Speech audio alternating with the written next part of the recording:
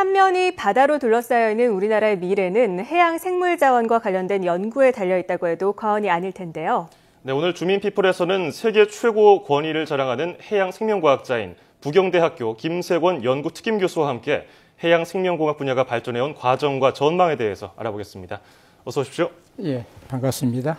네, 방금 전에 제가 소개를 이 해양 생명공학의 권위자다 이렇게 말씀드렸는데 실제로 40년 동안 600편 넘는 논문을 쓰셨다고 들었어요. 예. 이 해양 생명공학 모르시는 분들도 있거든요. 예. 설명 좀 부탁드리겠습니다. 예.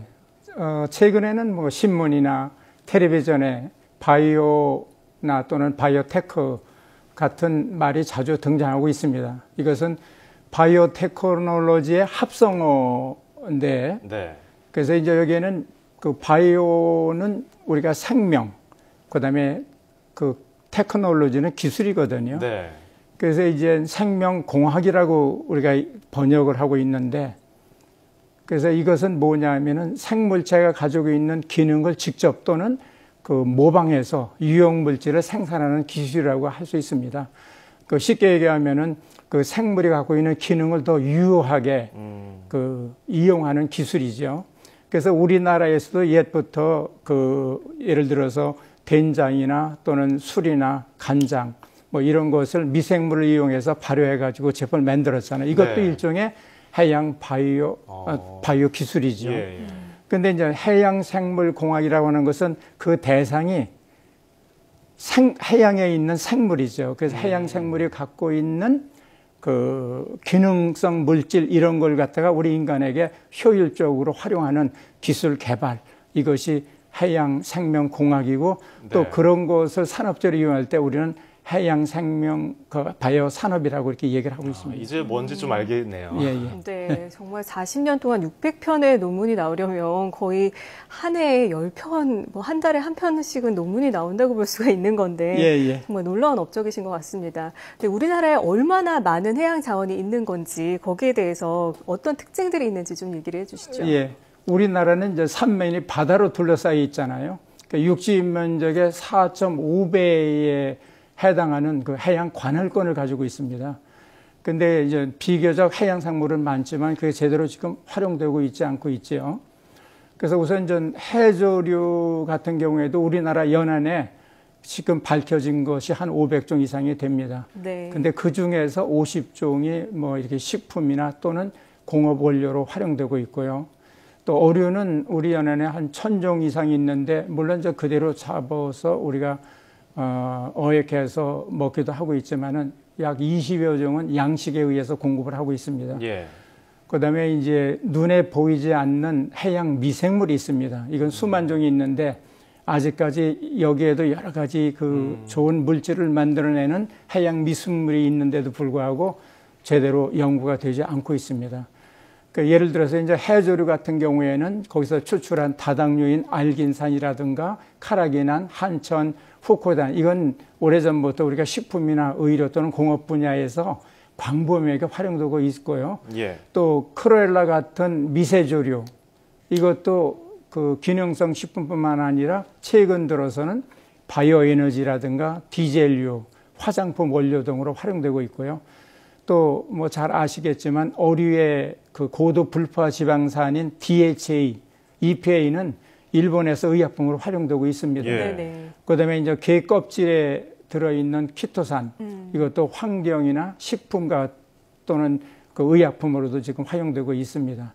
그래서 앞으로 이 해양 미생물에서 항균, 항곰팡이, 또 항바이러스 물질 또는 항암, 항염증 물질 등이 분리돼 가지고 연구가 되고 있어서 일부가 이제 활용되고 있습니다. 예.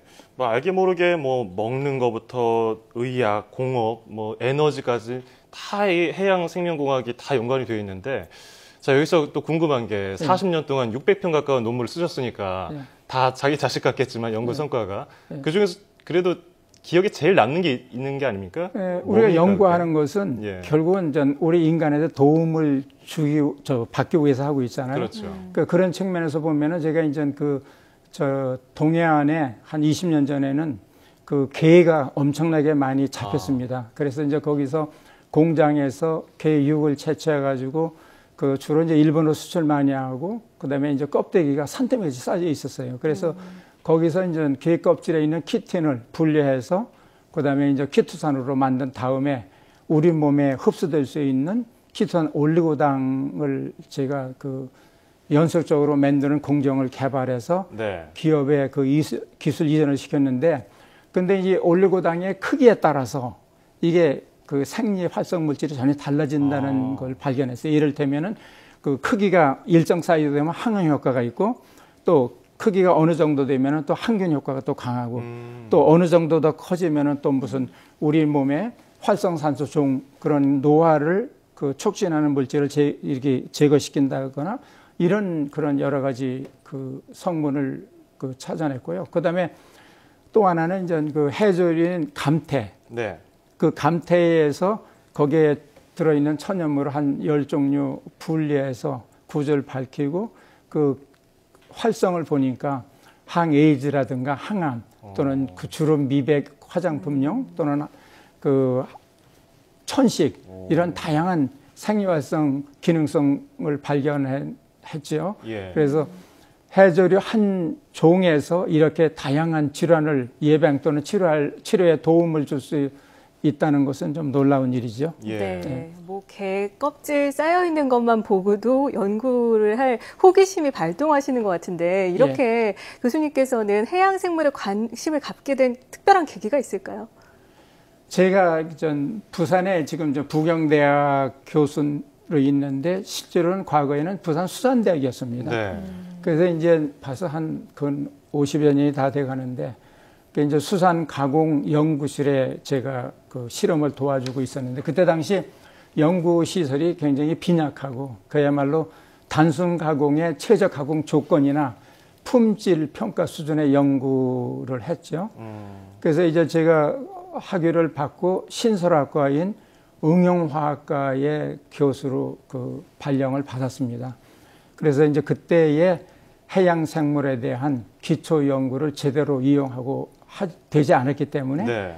그런 것을 좀 우리가 이용을 기초 연구를 해서 해양 생물 자원을 좀 고도로 활용할 수 있는 연구를 해야 되겠다 해서 그 해양 생화학 연구실을 만들었죠. 그래가지고 해양 생물로부터 새로운 기능성 물질을 찾아내서 그 구조를 밝히고 어떤 기능성을 나타내는지를 탐색하는 연구를 했죠. 네. 그래가지고 새로운 기능성이 밝혀지면 그 결과를 기업에 기술 이전해서 거기에 맞는 상품 개발을 했습니다.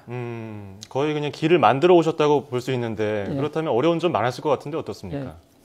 그래서 이제 제가 신설학과에 사실은 이제 발령을 받았거든요. 네네.